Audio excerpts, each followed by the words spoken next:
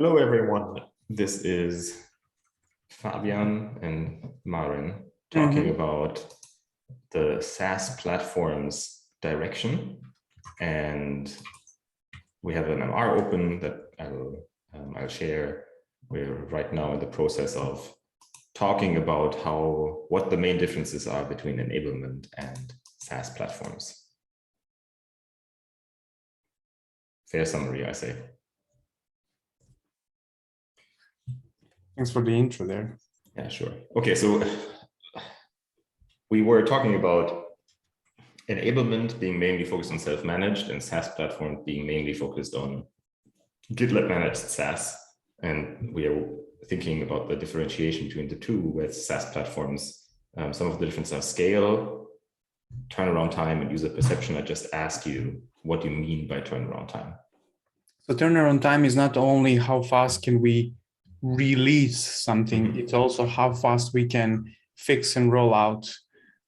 So fix on the first site, right? Because like if you say you fixed a problem, it's gonna come in the next release.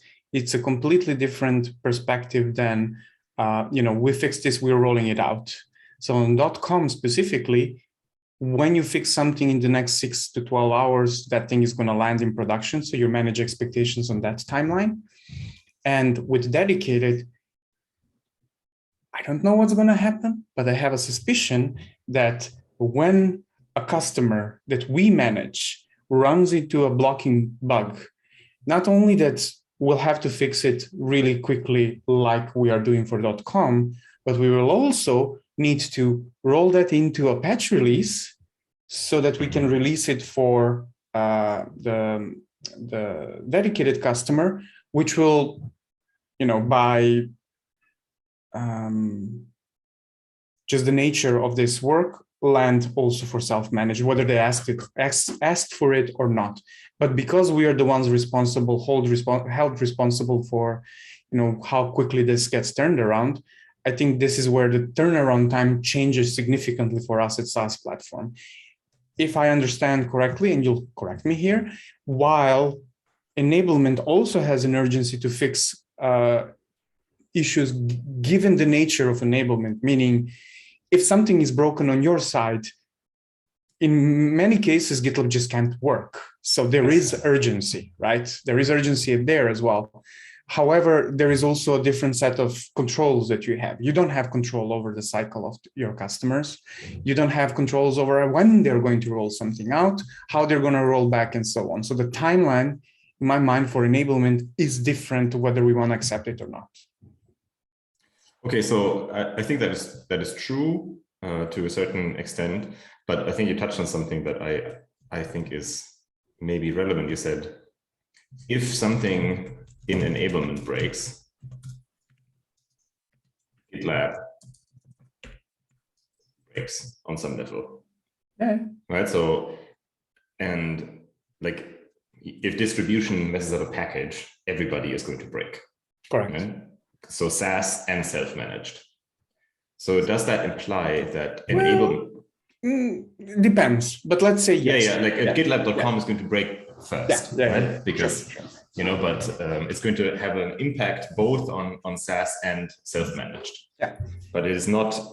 So does that actually sort of imply that enablement is more foundational on some level?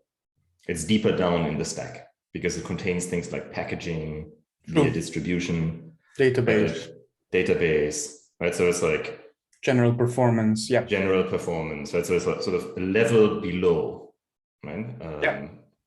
Is that maybe a way to think about that? That's the way to think about it. So if like the way I usually visualize this between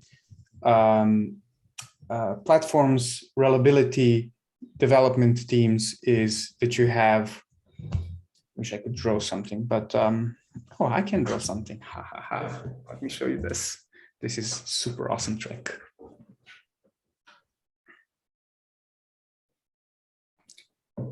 Present with screen share. I'm gonna love this. I'm gonna nerd out my tools. I'm already excited. Not as excited as I am.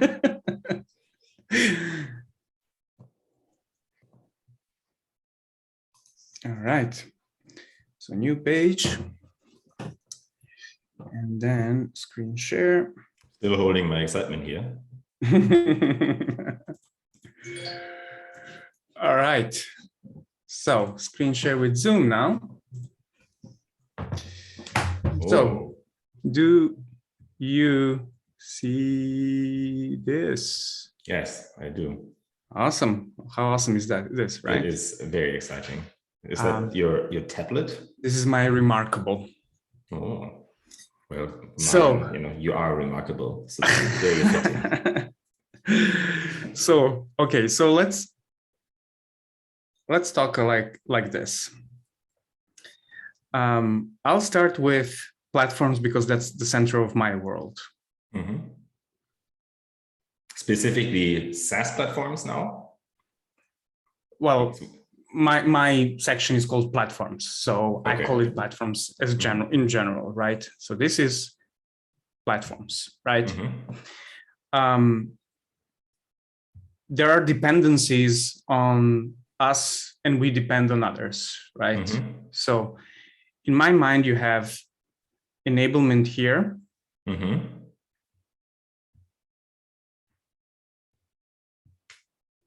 And then you have reliability here.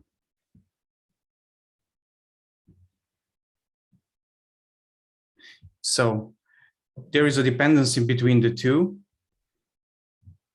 in my mind as well, right? Because you cannot release your packages, you cannot release your fixes without the platform's support. And at the same time, we cannot roll out changes. We cannot actually do any work without reliability support as well. And then you also have this, and this is where I'm going to struggle to draw properly. You have product development that is kind of cutting through all of it. Let's put it like this. And this is poorly drawn.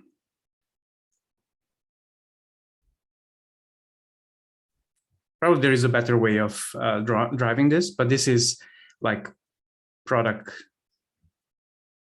development.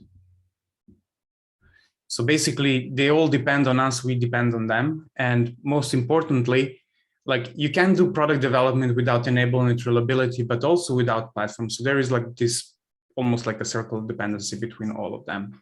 Mm-hmm. So to say that one group needs to be closer to another actually breaks these relationships a bit, because it's not possible to do it just because of the nature of the work. You could theoretically say platforms and enablement work is so similar that you could put it in one place, mm-hmm. But then the problem becomes not who wins, because this is not about winning or losing, it's who takes priority. At least with this, we have this, let's say, healthy tension to do what's best for our customers, and there is no like one source of power to say this is one thing that we're going to do, like this is our priority, screw everything else. Not that anyone said that at any point in time. I'm just, like brainstorming here. So in my mind, this is how things usually relate to each other. Mm-hmm. Well, so I'm thinking. No. This is why it's called a brainstorming session. There is probably a better way to present this, right? Yeah, which is fine. So like, in my mind, right, so the mental model that I have, right, and this is definitely true, I think, for enablement. I've been pushing for this for some time, right, for maybe mm-hmm. more foundational capabilities, but I think for SaaS platforms, this is, I think, also true to a certain extent, is that because of all of these interdependencies, right? And I think this is a sort of a unique situation for GitLab. It's ideally, it's a virtuous cycle where what I would, and this is now getting a little bit more into sort of the direction of what I want to see for SaaS platforms, and maybe also for enablement on some level, is that we want to make our product better for our customers. Yeah. For both self-managed and for our multi-tenant or single-tenant customers as well on SaaS. And in order to do this, we have to make it easier for our product development teams that create features and need to like crank out new things or make things better overall, deliver value, to do this in a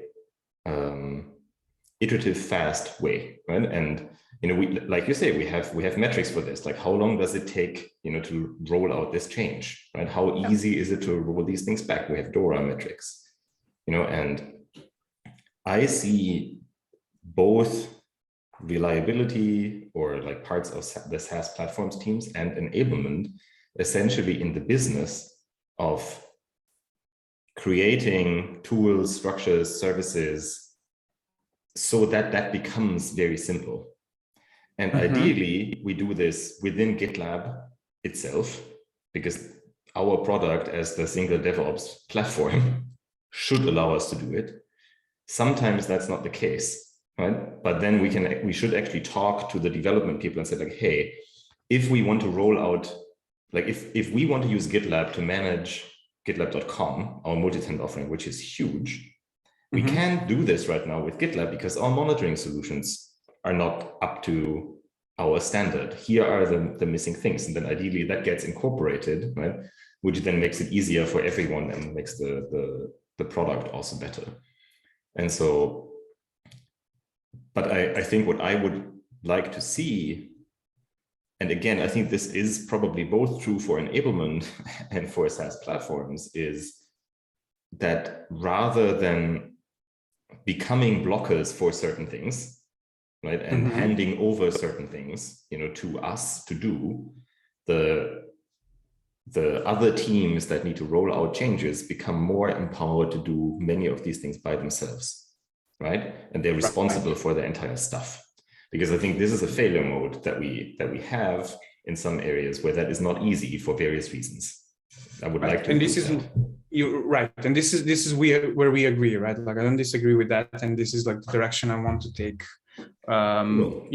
us as well, because we cannot hire that many people as the size of the organization continues growing, and we expect to, I mean, look. A simple thing here, like even GitLab SSHD rollout is just taking us forever because we like have this dependency where, the development team is wanting to roll something out. We are rolling it out for them, but we then notice something is not good in production. So we roll back and say, fix the metrics. And they're like, okay, what are metrics? And they just kind of, right, like they work with us. It's just that there's this weird handoff that keeps happening, which is, hey, now that we built this, here we go. Yep. And we're like, okay, so I guess I'll hold it like this and maybe it sticks, know? So look, I don't disagree with that. Like I agree with what you're saying. It's just, this is how we are currently, and switching that around without breaking these connections is going to be hard. Like I added another connection here. Reliability and enablement is like very much dependent here as well, right? And how do we actually move in that direction is, well, I guess something that you and I are discussing today. Exactly, right? But I think this is the I mean, I want to maybe now draw as well, but I don't have as many fancy tools. So give me a second, because I did actually start something and we can at least do this.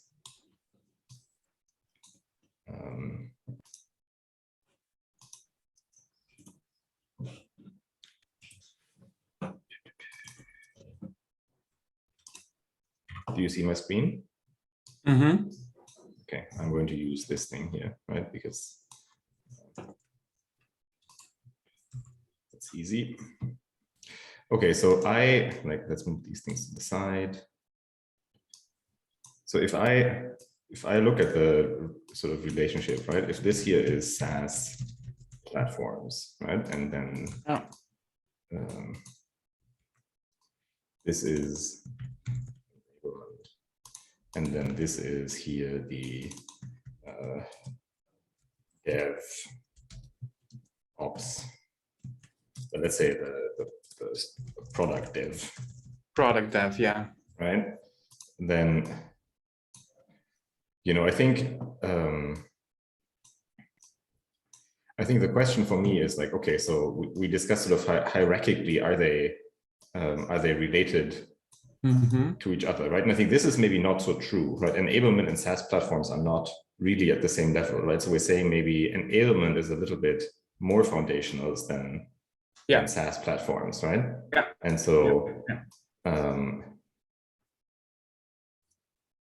so we have probably something like this, right? Where we have an interaction where ideally, like some things that enablement is doing, right here, make it easier for SaaS platforms, right? And then we probably have to make ourselves not quite as important here, right? And say like it's maybe something like this and this ugly, right? It doesn't matter.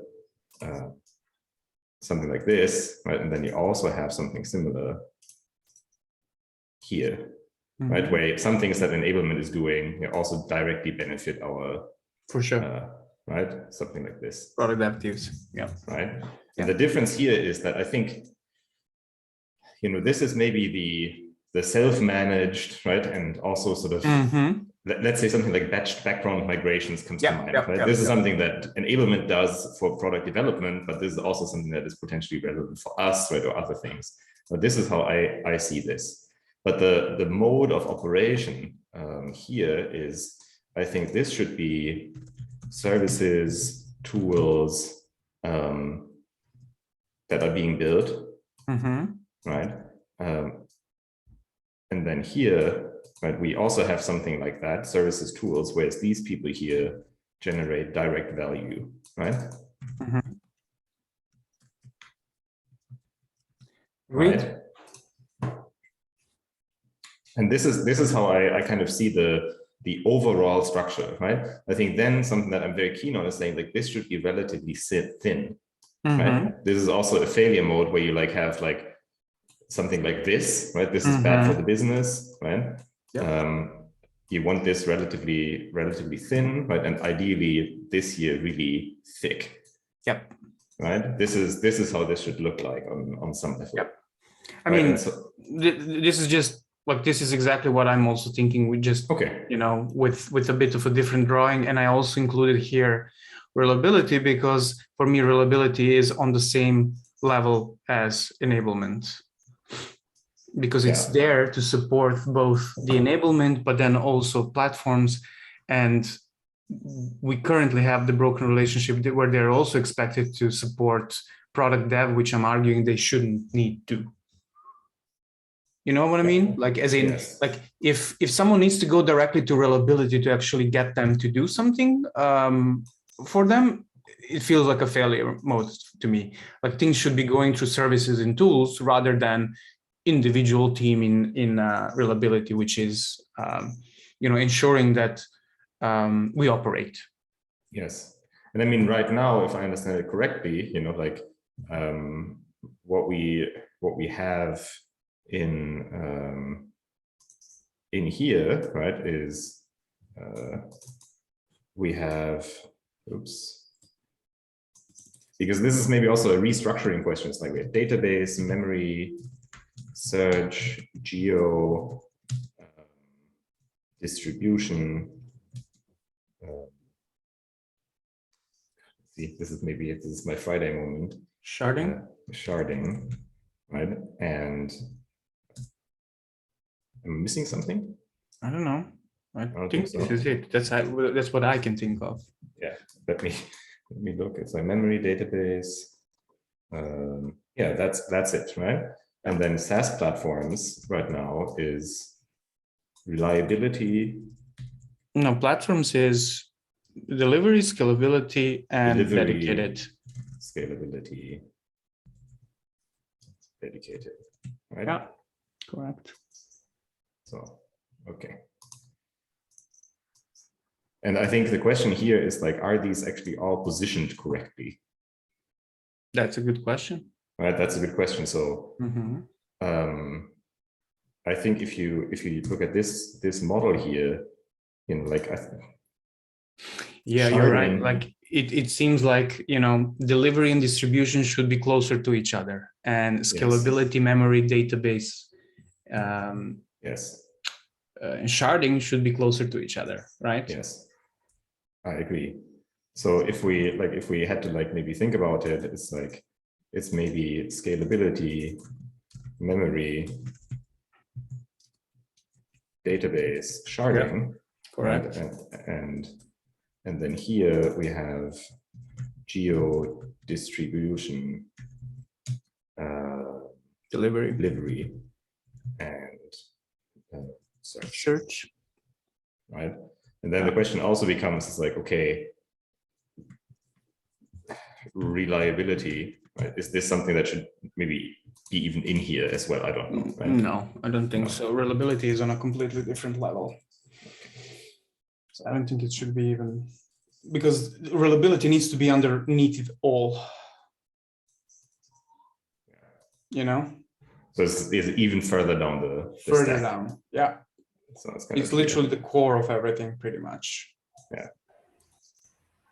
So, but maybe this is something where we have to think. It's like, okay, maybe this is how this should actually look like, right? Yeah. Because then, you know, what this, you know, this here is going to be renamed into pods, by the way.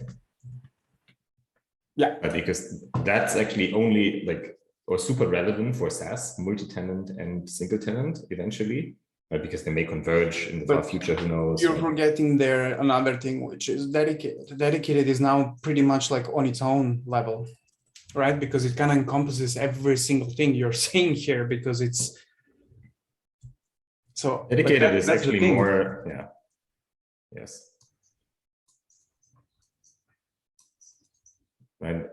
I think, but I mean, this is something where like we have to be like, there's the pure thing, right? But then also like geo and search, for example, are directly end user facing, right? And then here, let's say dedicated, it has the same dynamic, right? You're actually facing customers, right? So I think that's actually okay, right? To say like, yes, this is a section, right? We have mostly platformy like teams, right? But then we have some teams that actually are also offering capabilities, but they may be so sort of broad, right? That, you know, they make more sense here than somewhere else, right? But I think that's okay. Do you know what I mean? Yeah. Okay. But this is how I look at it, right? And then I think here for SaaS platforms, sort of from a direction level, right? And I think this is maybe then sort of a question is like, because we have this like different dynamic of a SaaS offering, right, where we can roll out changes very quickly, right? And also, and the scalability aspects and all of this, right? I think we can be very sort of pushy and say like all of this here, right? How the product development interacts with our SaaS platform should essentially follow DevOps best practices.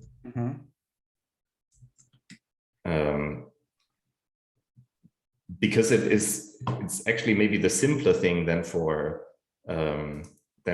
like say distribution or geo, right? Because here somebody ideally, like, and correct me if I'm making no sense, but let's say somebody wants to implement a feature, right? They want to roll it out very quickly to our SaaS platform, right? They should be able to do this, you know, like, you know, at scale, you know, like reliably, you know, with easy rollbacks, right? And ideally be fully empowered to monitor their stuff in production and then also take action if something goes wrong, right? And I think we should push all of that responsibility onto the product development teams and only sort of build mostly the tools and services that allow that. And I think that is what these teams here should do. And ideally, then what that results in is a significantly faster iterations, plus this feedback loop of saying like, hey, our SaaS platforms are essentially what our very large self-managed customers will want to do using GitLab for as well, right? It's like not, like a large customer will have GitLab as their DevSecOps platform, right? And they will want to have their developers, run their own software in the same way, right? And so we have this like virtuous cycle of saying like, hey, GitLab, the product right now, doesn't allow us to do these things, which are really important at the scale that we're operating at. Let's add these to the product and really build that momentum, because I think otherwise it's always going to result in this weird situation where we say like, hey, use GitLab for everything because it's amazing. And then people ask us like, okay, for your SaaS platforms, what do you do? And we say like, well, yeah, we don't use our own monitoring. Right. And I think that may still be true for some time because we're not at that point, but at least we can push very actively back. And so you have this loop. So I have another approach I want to share with you and see whether that sticks as well. So if you allow me to share my screen again. Yeah, let's stop sharing. This approach is right, like something that is pretty much recognizing our current state and trying to kind of shuffle things around based on the interactions that we usually have. And I think it's aligned with the team topologist book that you read. I didn't finish it yet, by the way, but yeah, soon. but I mean, for full transparency, right, I think there is a risk. This. I think it's the same. It's like if you have a hammer, everything looks like a nail. Yeah. Right, and we need to be mindful of that, right? And so that's exactly why I want to try to think about this in a tiny bit of a different way. So let's start with something else. Let's start with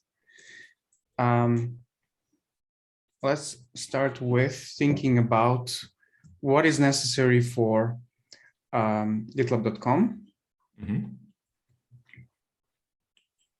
Let's say this is the top level, and this is eventually going to be top level as well. Mm-hmm. So I think we both agree that .com has a completely different cadence, different expectations because it's multi-tenant. Then dedicated, which is pretty much our own managed GitLab instance. So what do we need here for GitLab.com? For GitLab.com, we need pretty much like immediate turnaround cycles because it's like a very public instance. So you need to ensure that fast release. You need to ensure that you have the response to fast growth.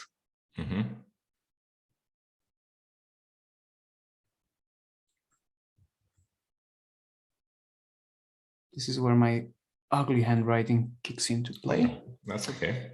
Fast release, response to fast growth, and then also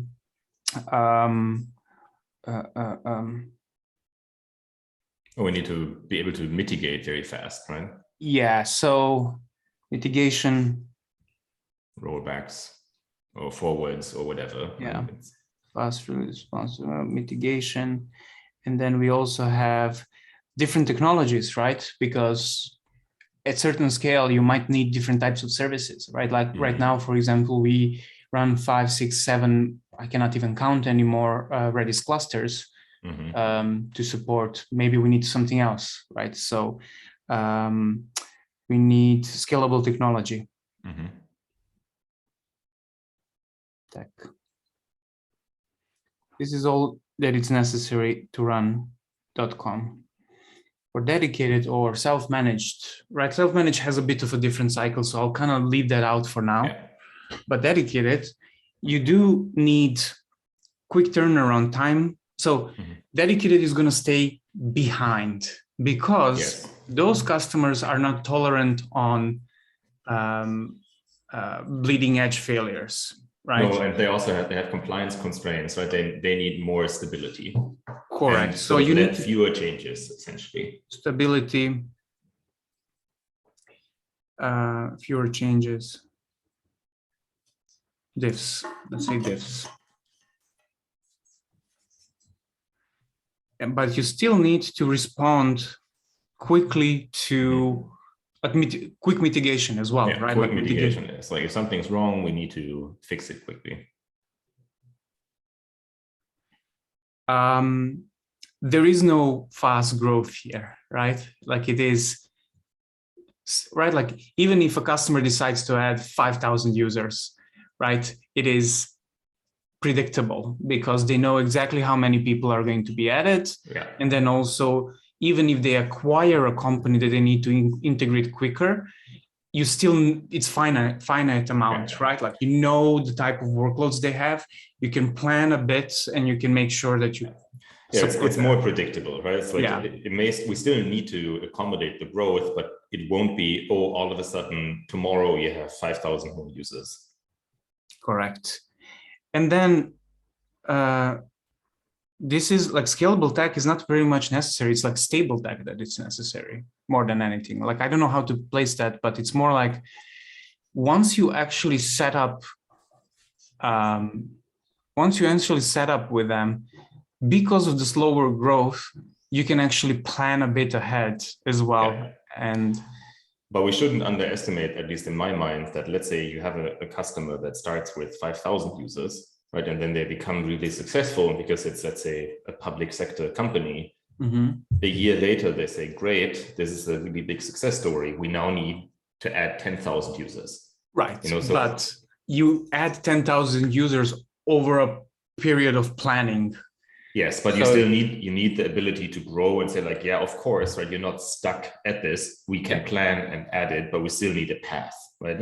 Right, but then this is going to be not scalable tech, but like fast scalable tech. Yes. So fast. Yeah. So and this is auto scalable almost. Auto, right? Yep, auto. Good one. Good one. Auto scalable tech, and you need here.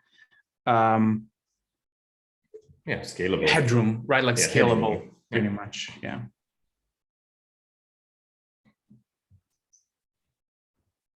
Okay. What else do you need here? In dedicated. Yeah. I think you need lots of security considerations, right? And I mean, that's no difference to .com though.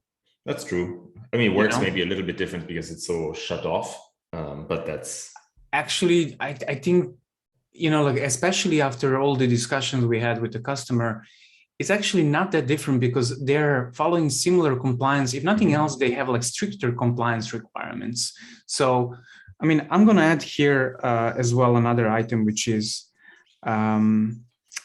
security compliance, because it's really important.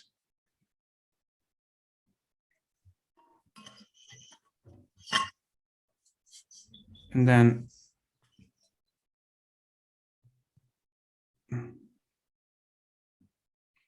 oops, I think I clicked. Sorry.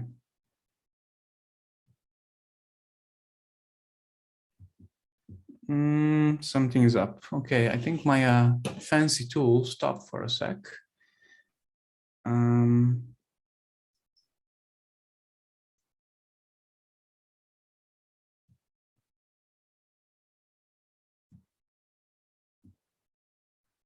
Weird.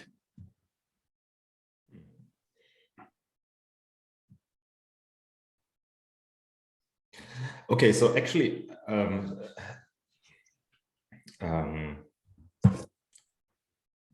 so what I was trying to do with this, drawing was to show that we, have maybe different types of needs for two different types of goals, pretty much. and then see what's the overlap between them and what exactly do we need. And not to try to separate two companies there, or right, like a SaaS versus multi-tenant SaaS or not, but just to try to create what is the common layer between them and see, where, if we say that we have ideal organization, where would what exactly fit. So for example, if I think about like the scalable technology, right? Like what would that be, right? Scalable technology would be, scalability team, something, someone that a team that can work on like a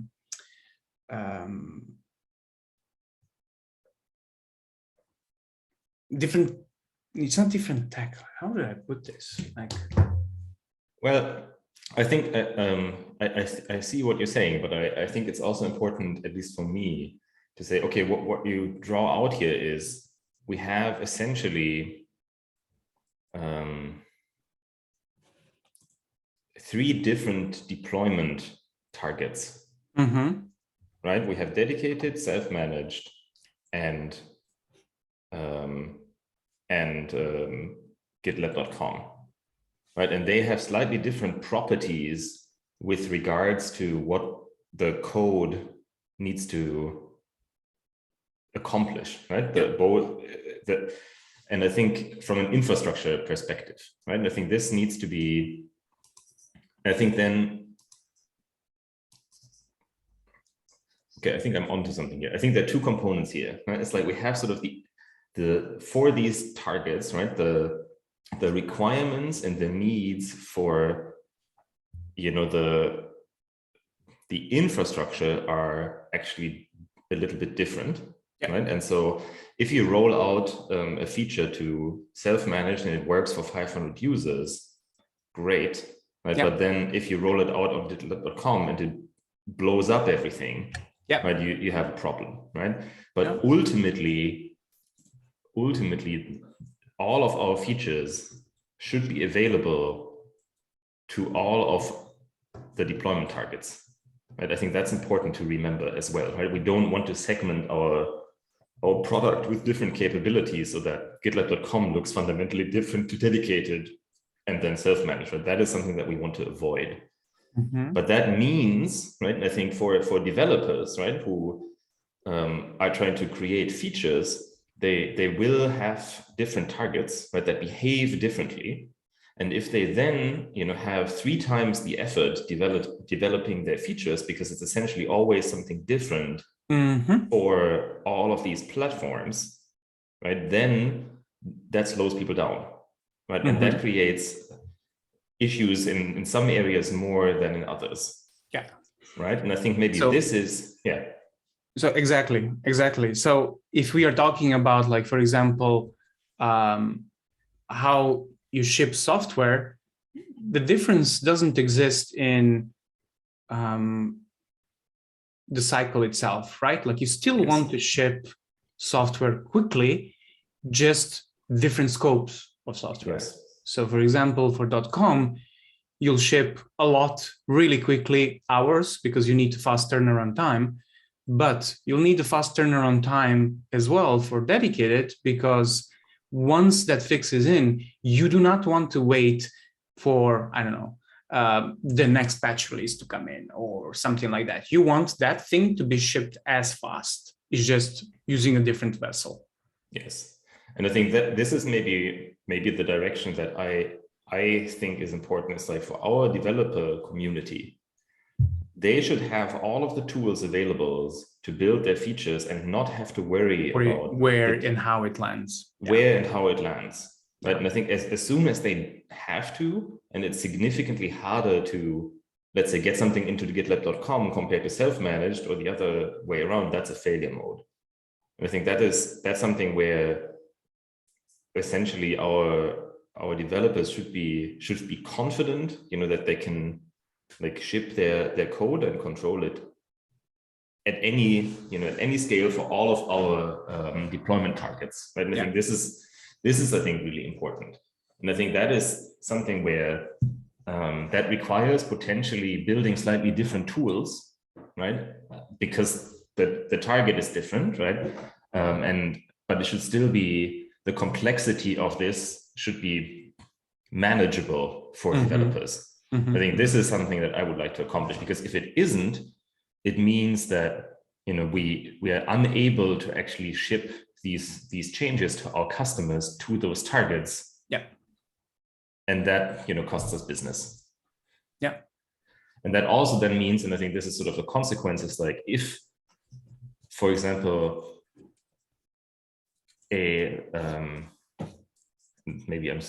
this is something for you to say, it's like if you can say, oh, okay, great, I can write this change and it works well on my GDK, right? I'm going to like roll it out, but before having to like actually get it into production, you then have to hand it over to another team, that then has to monitor it and do all of this, right? You also have to hire more people for this target. And that is then where it gets really expensive, right? And I think this is what ideally should be avoided to some extent. So, yeah. I'm just thinking also like not how to organizationally present that, but more like how would that look from a product dev's perspective?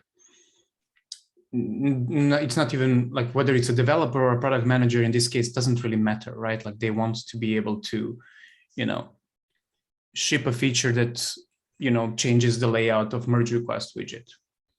Yeah. Right. Like, and they don't need to necessarily care about, will this explode on .com versus dedicated versus self-managed, right? Like they just care about that widget being in a different place and doing a certain action. Yeah, exactly. But I think the thing is that if it does actually blow up on GitLab.com, the team that made that change should be empowered to fix it quickly, right? And actually like do something about it, right? Because then they will care, because it becomes their problem, right? If it is well, we have the widget is in the right place, and you're like, yeah, okay, but the way you did it like consumes 50 terabytes of memory on GitLab.com and everything blew up, and they're like, yeah, well, but the widget is in the right. That's not the dynamic. What you want is people to, to know that the changes they roll out, are going to get, let's say, deployed in these different products, essentially, and that, they have slightly different characteristics, but they have the tools to actually make sure that they are fine for all of those, right? And if not, they can do something about it.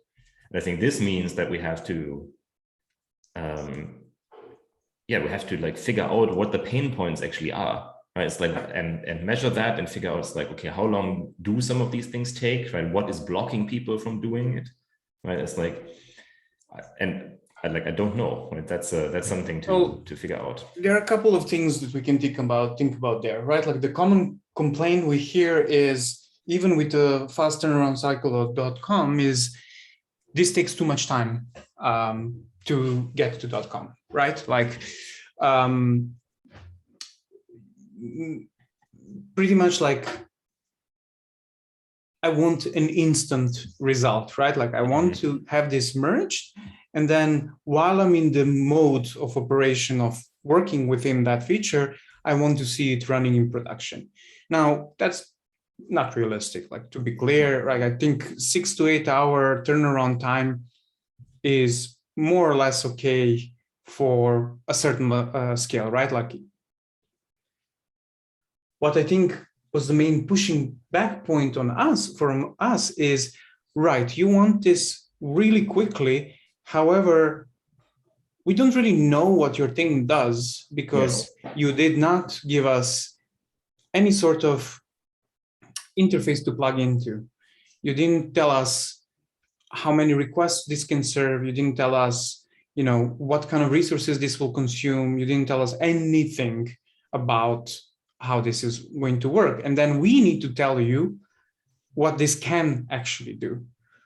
Yes, right? Like, but I think this is the thing, is like, I don't know how easy this would be for developers to actually provide right now. But if it's hard, it costs time and resources, nobody is going to do it, right? And so I think this is one of those things where let's say in my idealized world, people say like, man, deploying this to production on GitLabcom takes too long. Yeah. And you say like, okay, you can have it, and this is unrealistic, and you'll have it in 10 minutes, but it will also mean that in 20 minutes, this can blow up on our production instance. And so here is all the things that, like we have for you, to like actually understand, like the performance characteristics of that, the like scalability, memory, So, when that actually happens, right, it's your responsibility, to like do this, ideally we have guardrails in place that unless people can do some critical things that don't even happen. And then, like we can catch these things early, but if they make it through, these teams can mitigate that also very quickly, right? And I think this is where, to some extent, this is where you want to be, right? It's like where you don't have to say like, well, we don't know how this behaves, right? And people say like, well, but we need to ship it. It's like you give the people the responsibility and the tooling, ideally, for some things, and more until, you like they really own this end to end. And I think that is where we want to be at some point, because that also means that, the SaaS platforms teams or the SREs, right, and like the sort of the core infrastructure layer, right, that comes in and can help, right, doesn't really have to get involved 95% of the time, right? Because maybe we have embedded SREs that can help for these teams, right, and move in that direction. But this is not going to happen by tomorrow, right? But that may happen in like 3 years. And I think this is something where this is me making grand claims, but we sell our product, on the premise that if you operate in this way, you will be more productive and, like see lots of benefits for your business. And I think we need to also make sure that for our deployment targets, right, our products, which happen to be GitLab, self-managed, GitLab managed, right? That is also true, or becomes more true, because then I think what will happen is we'll become our own success story. Right? We can essentially then say, people come to, like, let's say a large customer or large prospect comes to us, says like, well, but we need GitLab to manage our, I don't know, banking system, and we have 30 million users, right? And we can say like, well, yeah, you can do this because we have, we use all of this for our platforms, which also have millions of users. Becomes a lot more convincing, right? So that's, I think, what I would like to do. Yeah, I mean, I think we are aligned there. It's more or less where do you even start with that? That's the problem. Like, you don't start with an organizational change, because that just simply doesn't work, because it has one variable that is not a drawing. It's humans. Like, dealing with humans is probably the harder part there. Yes. So I think what we need to do here, and I think this is something where ultimately, this is an organizational transformational like process.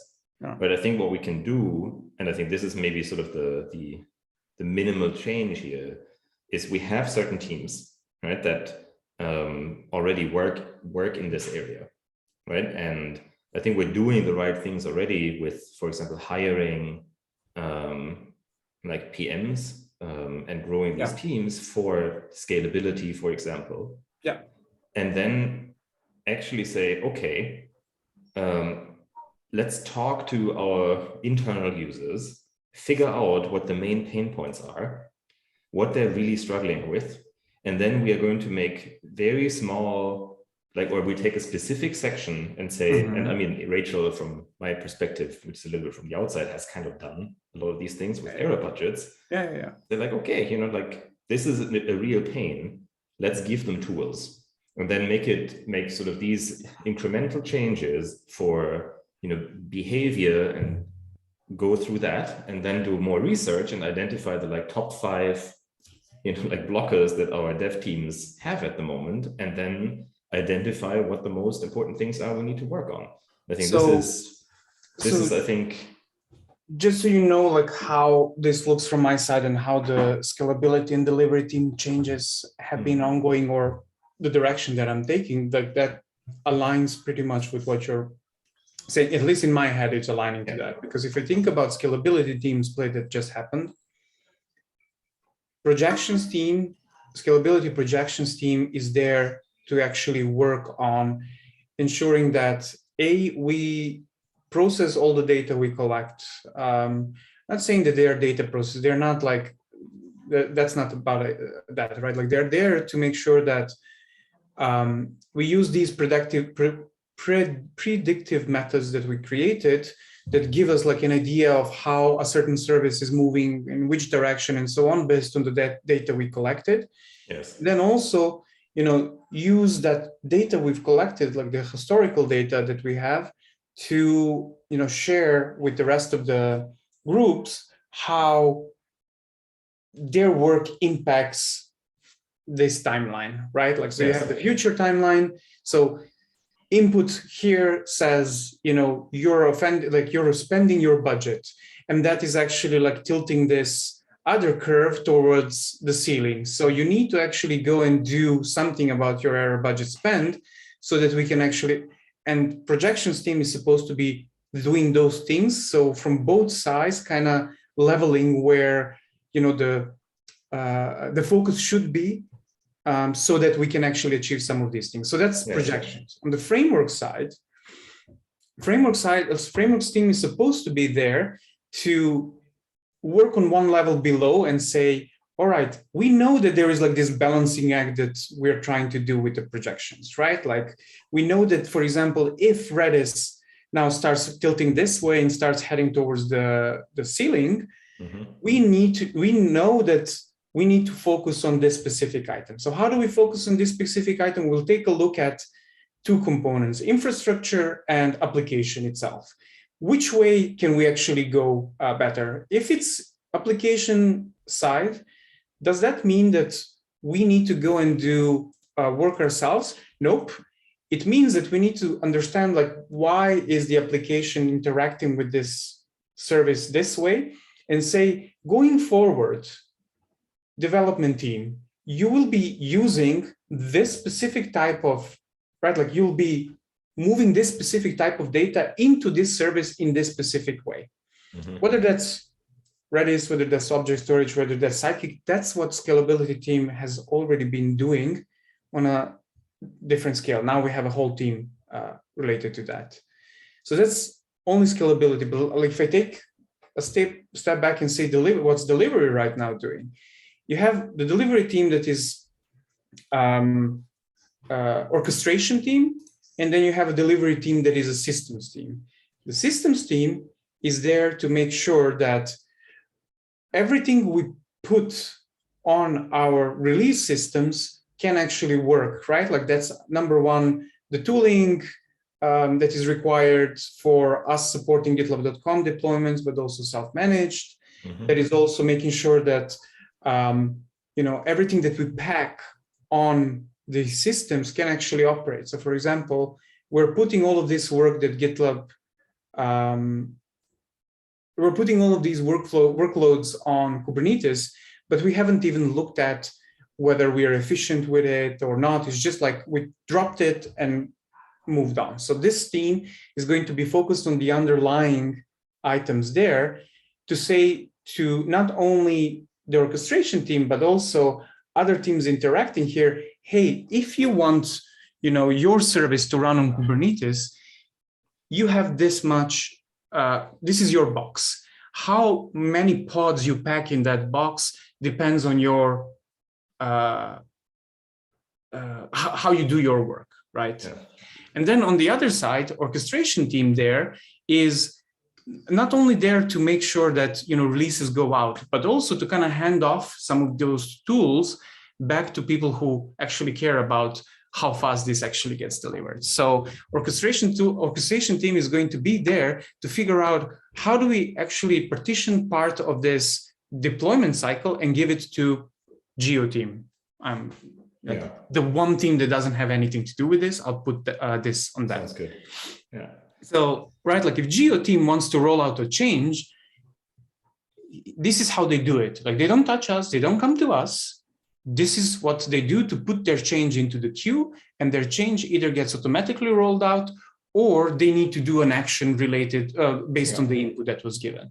So if you see like the parallel between the two teams, in my mind at least, exists, right? Like one is there to make sure that there are like building blocks that can be delivered.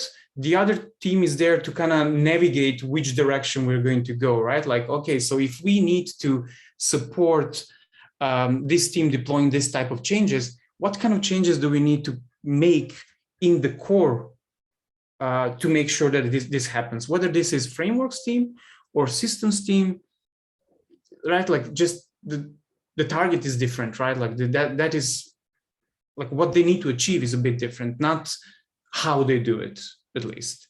So this is where I'm coming from with the platforms teams in general. So I think this aligns with what you're saying as well, at least in my head. I don't know.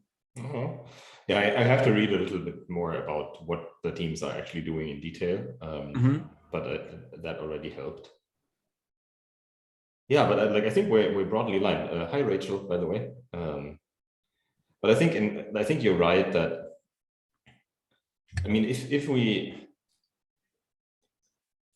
I had to go sort of from very long term to what we do next, right? I think for SaaS platforms, right? I think we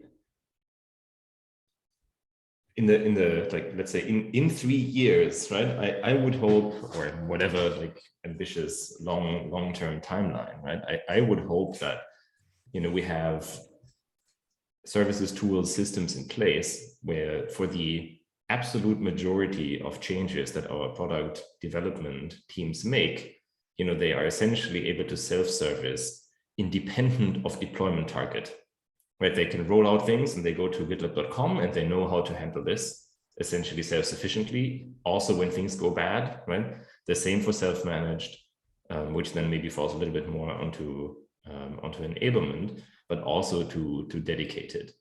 And so I think that is where I would want to be. And ideally, you know, at that point, a lot of the tools, you know, the like bits that allow us to do that are actually also within GitLab, right? Rather than other things that we had to like, you know, like piece together, right? I think that is where I would want to be, you know, and then, you know, what that means for sort of the medium term is, I think that seems to be happening already, is treat the things that are being built in SaaS platforms as products, right? As things that have customers, which happen to be internal developers mostly, right? And then identify specifically with the help of product managers, what are the most painful things that, you know, like make it hard to roll out things or mitigate them, you know, what are the immediate priorities, and then make a very clear roadmap and saying like, these are the challenges our product development teams face right now when it comes to, you know, rolling out their changes, let's say for GitLabcom, and here are the next 3 things that we're going to implement to make that significantly easier. And if that is very, very difficult for us to do within GitLab, then talk to very likely, let's say, the ops people, and say, like, this is not usable, right? And we are essentially a large customer. You also happen to be the people suffering from it. Make it usable, right? And tell them so. I think that's the dynamic that I would like to see. So bringing back this to the direction doc, because I think it's clear to me that both of us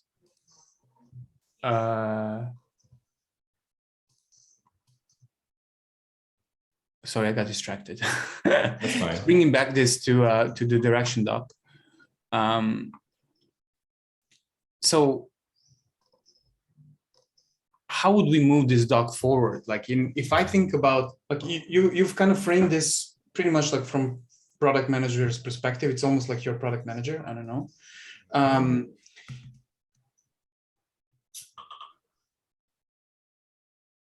What would be the 3 things that we would want to focus on then immediately without waiting for that new PM to come in? Well, we would ask Rachel, because she's essentially have to like twice as much capable of answering all of those things and has done product management before. No, I think this is, but without like joking aside, I think, I don't know if you have, like, you don't have any PM at the moment, right? No, but like PM is about to be opened. Exactly, right? So, but what we can say is maybe we have near-term products that we're already building out. Yes. Let's focus on those. Rachel, sorry, at some point we just moved from taking notes in the doc to just talking because it was too much shuffling around, and we drew some things as well.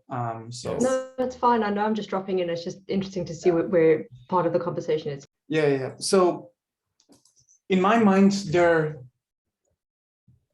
three things I would like to accomplish in a relatively short term, like whatever the organization ends up being. Look, the first thing is on delivery side, which means getting the code delivery into developers' hands. I don't want registry team to ping anyone to need to roll out their change. I don't want, a developer to go and say, like, which label do I apply to roll out this thing as quickly as possible, right? Like we're nearly there, right? Like we have the building blocks, but we need to push it over the line. So that's number one item. And this is, by the way, not only for GitLabcom, this is also for general releases. Yeah. Meaning, if you want to ship something within this maintenance policy that is there, this is how you put your item in queue, and this is where you're in queue, and this is what's happening next, and so on and so on. So providing that information, rather than having anyone to have to ping release managers to ask, oh, when is the next patch release going to come, right? Like we have an urgent request, or, we need to backport this to the past release. Like, what do we do next? Well, you have one central place to go to find all of that information, right? So that's one. Number two is obviously, again, these are top of mind for me. So scalability related items, right? I don't want us to guess what's going to happen next. Even like the best guess we can make is going to be better than what we've been doing, which is, things just come and we're like, okay, we maybe have an idea of this. And in the past couple of years, scalability moved us in the direction where we kind of know where we are at. So when I say we, I mean us in scalability. And we started moving this into rest of the org through error budgets, through, like all these capacity planning reports that we are doing. So I want to do a next step, which is, how does me interacting with this system impact any of the predictions you're making, or how is it going to impact any of the error budget that I have? So exactly how that can happen, I have no clue, but like just thinking out loud here, if Liam's team is responsible for ensuring that people know how to interact with Redis or Sidekick or object storage or rate limits or whatever else is there, I also want to know how I can give that information to developers and say, if you do these things, this is how this is going to impact our capacity, and this is how it's going to impact your error budget. I have literally no clue how to do that, but that's why I hire smart people so they can actually figure it out. And then the third one for me would be now obviously specific to dedicated, which is how do I see how the whole train is going to hit us in dedicated, right? Like, how do we make sure that we get the changes, or all of those changes, all of those items that we collected over time in that one package? Like, what is going to happen with the system when we kind of just go and replace it?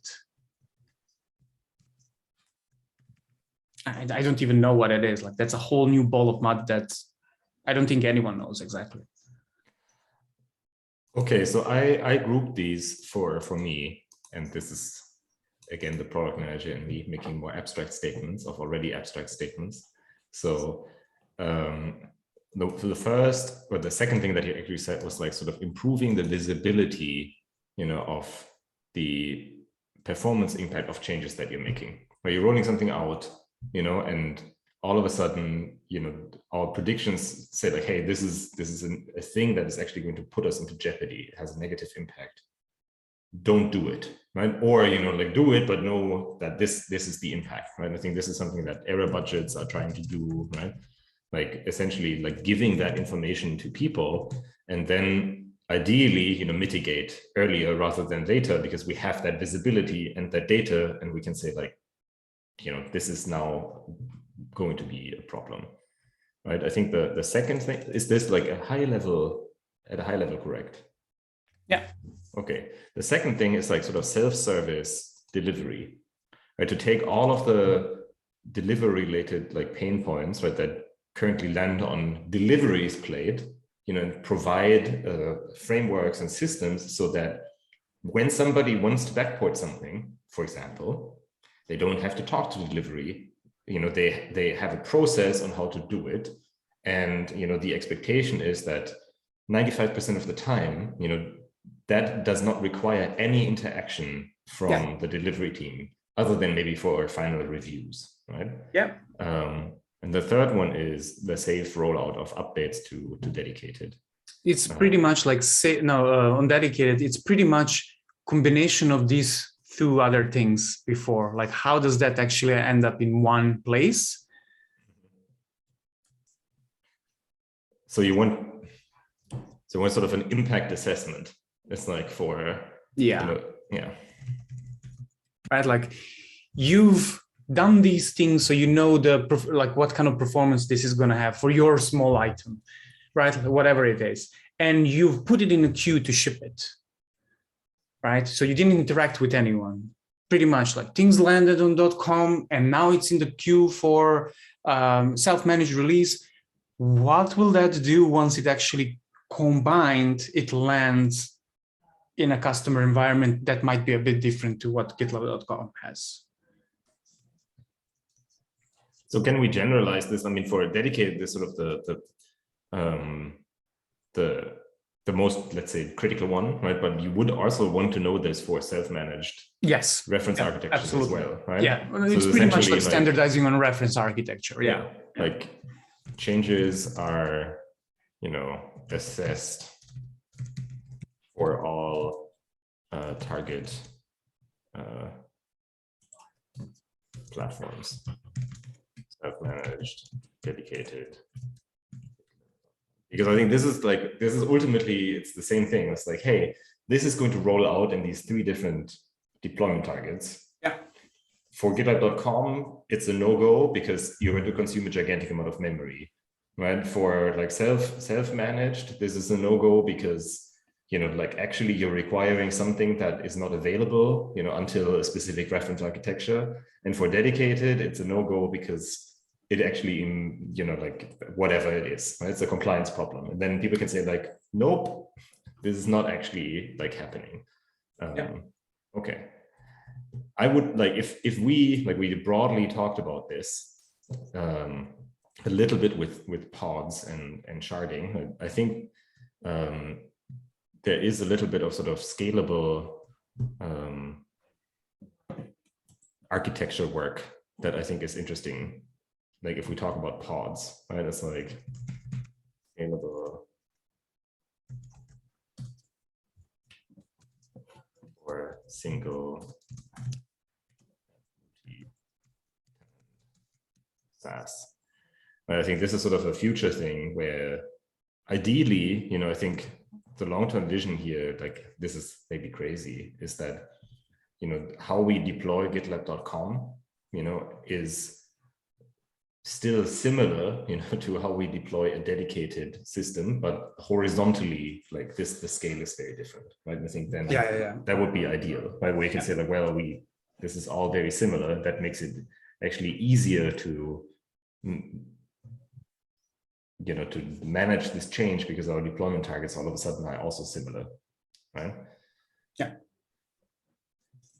Okay. Yeah. I mean, the thing is, like, ultimately, another thing that we should put in here, and I think this is something that you will do more and more, right, is to build a well-defined and stack-ranked backlog of missing tools, services. Like, work with the dev folks and ask for pain points, right? I think this is something that is not a development thing, but I think this is something that if we have a SaaS platforms section and you're building all of these things out, right, it becomes really important to me that we acknowledge that there is a, and I mean, this is why I'm here, right? And I mean, if you disagree, I can leave, but I like my sort of mantra to this is like, platforms teams are product teams. I mean, I don't disagree with that. I don't know why you keep focusing on that. I don't disagree that they're product teams. So yeah, just no, like, but I think some people disagree, right? And I think I don't disagree that it's about like, what does that actually mean? Like, if you're going to micromanage every single thing that we do in general, that's a problem, because if product doesn't allow us to also handle the ongoing pain and the technical, exactly, right? Like the technical things that we need to do. Like if you're going to drive platforms as just like any regular feature, like where is the MR widget or a button stand, that's not going to work. Like someone in this role needs to have deep systems understanding and understanding of a general infrastructure. So from that side, platforms is absolutely a product team. But you know, the person working in that role has to actually know quite a lot about the systems rather than classic product development in a classic sense.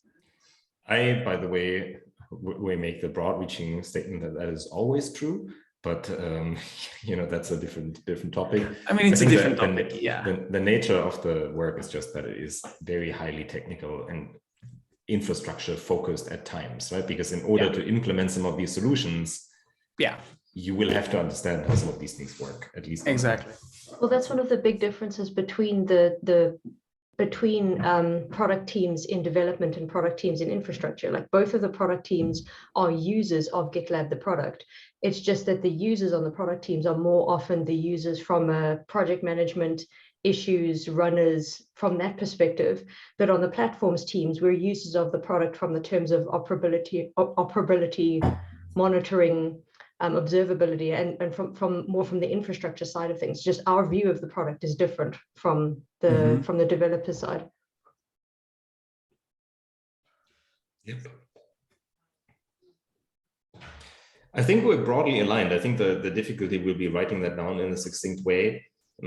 Because this is tough, but I think we have quite a bit of content here already. But I do think that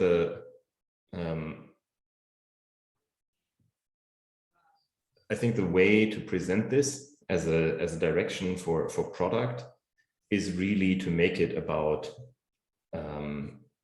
you know, the service, the focus on making our own developer community more productive and efficient, you know, and scalable, you know, by, you know, developing these tools and services, rather than you know, saying, well, we need a 5 times larger infrastructure team because these development teams will give us all of these changes, and now we need to manage that. Right. So I think that is sort of the goal, and we can say that this is actually very aligned with sort of DevOps best practices, you know, which is cool because that is what we sell, and that, you know, that has business impact because it means that you don't need to scale these platforms teams at the same level than the rest of the organization because we have scalable systems in place. I think that is the draw here, right? Where you know, the alternative is, if we don't move in that direction, you know, we will bottleneck and have handovers, you know, and it will just become more and more difficult to maintain, and, you know, become more of a problem, especially with the growth trajectory that we see in the SaaS areas. And so that's, I think, the way to spin it. And then, you know, we can say, okay, these are the concrete next things that the groups can do, which we just discussed. Highlight, you know, that this is an early stage where you're hiring PMs right now. So there's also a lot of discovery work to be done. And that ultimately, you know, the process is also transformative, because I think sometimes we have ingrained ways of working and knowing how certain things are. And I think it is also a sort of a way of saying, well, yes, you were used to pinging someone who will take care of the backport request. That's going to change, right? You will become the person who is responsible for that, but not without support. You know, that's what we are going to offer to you, and learn when it is not as good, you know, but we'll push the responsibility back to teams. And all of that at scale for any deployment target. Yeah. Bam. There was one question I had in the document that you, or the brain dump that you had, where you said, like, why part of dev and lead PMs? Like, I have no clue what that means. Oh, so this is where you just said to me, it's like, why do you keep on arguing, Fabian, that we need product managers? I'm in agreement with you. That is the section that says, like, hey, you could, I think I've heard this before. People say, like, well, so if you want to move in this direction, why is this not a pure infrastructure system, right? Why do we like want to move this and actually add product managers? And I think that was sort of a question that I answered for myself. It's like, why is this useful? And I think it is useful because we need to be customer focused.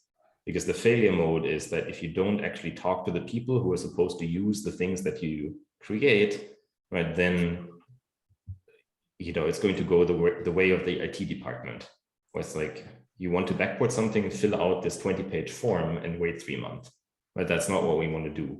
It wants, like, I think the interaction and the working dynamic needs to be, you talk to people, you understand requirements, and that's not fundamentally different to anything else that we do. It just happens to be internal. So that is the section. That was sort of why I had this this section. It was maybe poorly phrased. Okay, so if I suggest then to switch that around of why part of dev and with PMs to how does product manager enable this yes efforts, then that's kind of covers what you're saying.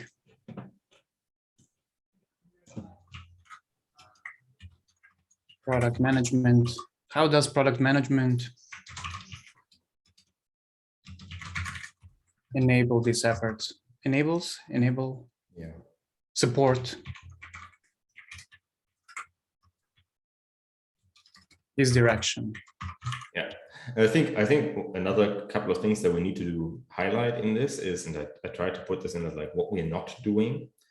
I think we need to highlight that we're not going to build 50,000 microservices outside of GitLab to solve all of our own problems. Right? I think the idea is that maybe first try to solve it with GitLab.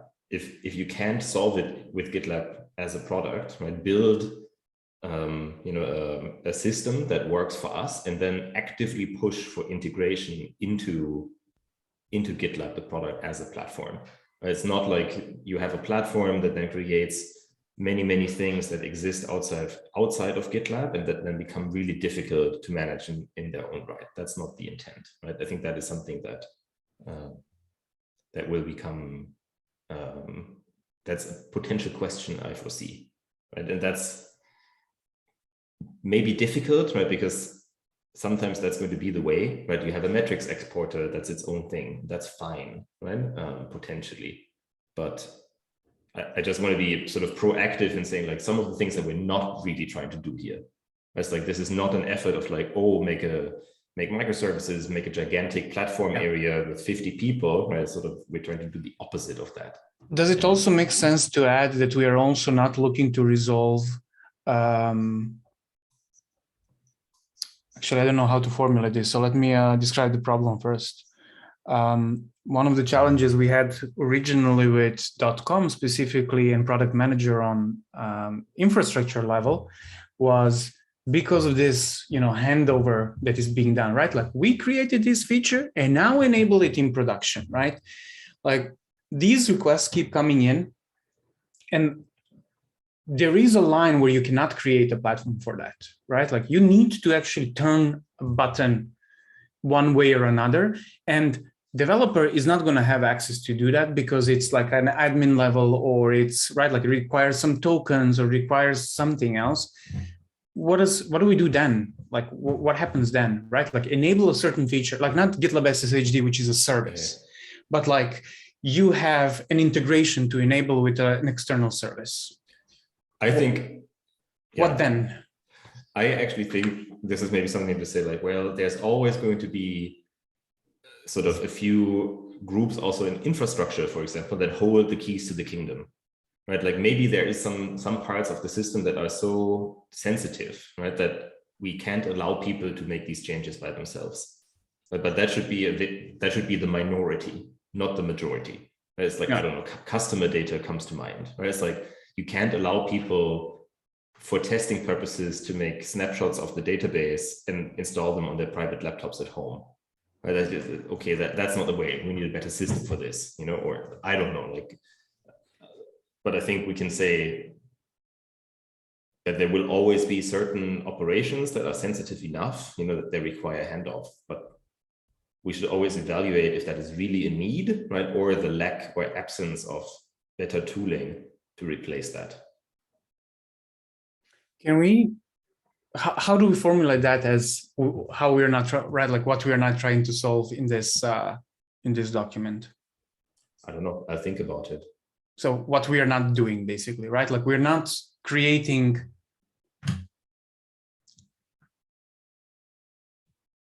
like you're saying here in the we are not doing part, creating more processes and handoff points, but this is just like, we're not adding anything. Yes. We are also like, there are existing processes and handoffs that we don't want to solve. How do we write that? So I'll just add a note. We need to think about how do we address the processes we don't want to handle. Mm-hmm.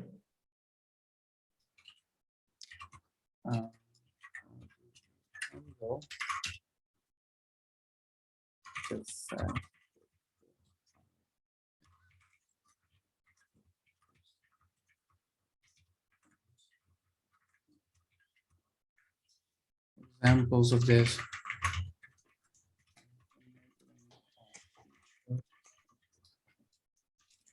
By the way, like I'll sit down and rewrite this on Monday, or if you feel like rewriting some of it, you make tons of suggestions already, right? And I'm trying to keep it very short first, right? So we can align on something that's minimal that we can actually merge, because right now we have nothing.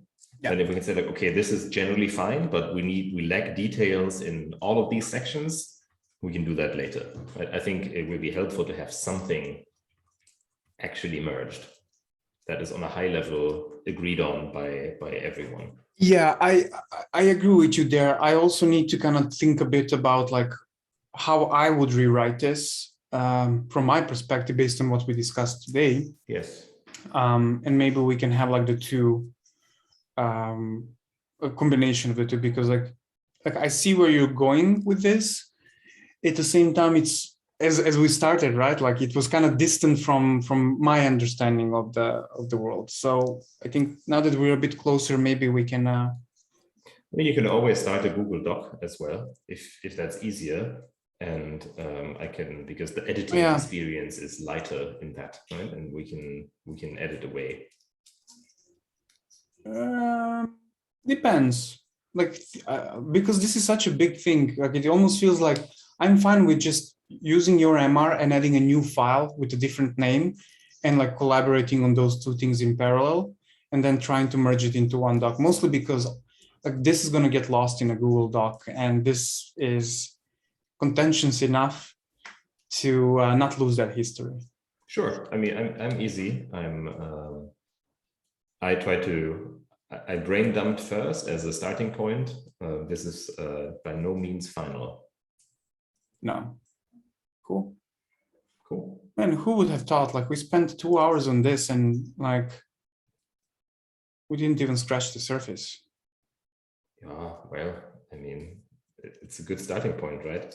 I mean, it's the tricky part here is not to actually mangle the organizational change into the problem we are trying to solve, right? Like, because if you do that, like we started with that, and that just it's challenging, right?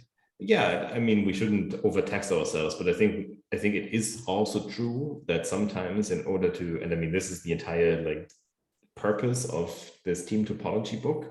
If you have an organizational structure that doesn't actually support you doing the things that you need to do, then you will want to change the structure at some point. Yeah. But I also agree that the great reorg is not going to do you any favors, right? So I think that the thing is like, okay, given the situation and the structure as is, what do we actually do to move into the right direction? And then maybe you can make gradual changes and say like, yes, this works well. Now let's do another step, right? And be very deliberate about that.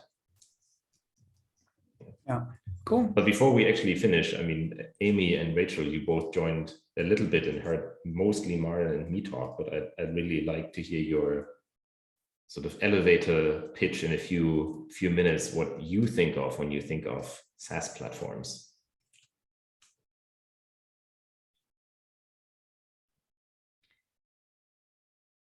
So I think it's sort of, from the bits I heard, very similar. It's sort of the enabling others. So getting away, like having things set up in a way that other people can make use of them, rather than us having to be the sort of people, the gatekeepers that people come to and asking us for stuff, but us being able to set up systems and processes and tools that other teams can just make use of. And I think it goes beyond make use of, but also extends into be responsible for as well. Because I feel like the more that the system scales and the more that we have additional features brought on and the more that we have more complicated stuff going in there, we need to spread out how the reliability aspect of those systems is handled. And at the moment, that all happens in a central location, meaning that those central people that are responsible for it need a very, very wide breadth of application knowledge in order to be able to understand what to do when something goes wrong. And if it extends beyond just making it available, but also how to be responsible for the things that are put in place, I think that provides a lot more scope to do more things with fewer people.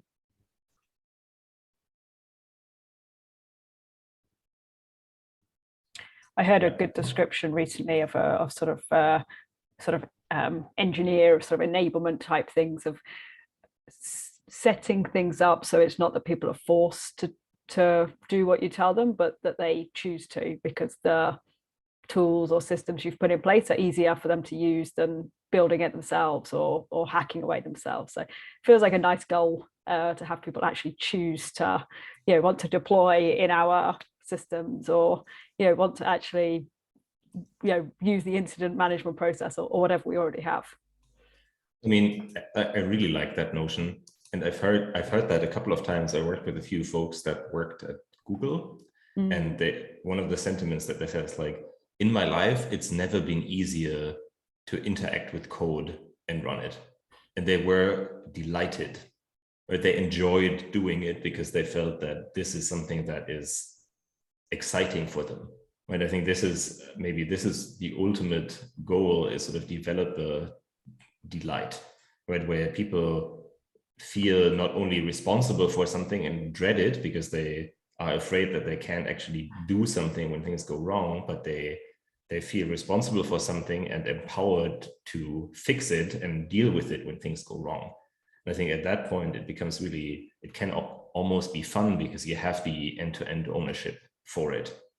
I mean, I think this is something that I feel people struggle to take ownership of something when they don't understand what to do, or how they can even do anything, right? Then you feel helpless. And I think this is maybe something that if we slowly move into a direction where people are like, yeah, of course I can backport this because I know exactly what to do. And I want to backport it because this is a problem for the customers that I build stuff for, right? And so, that's, I think, where we want to go. And I think that would be quite fun.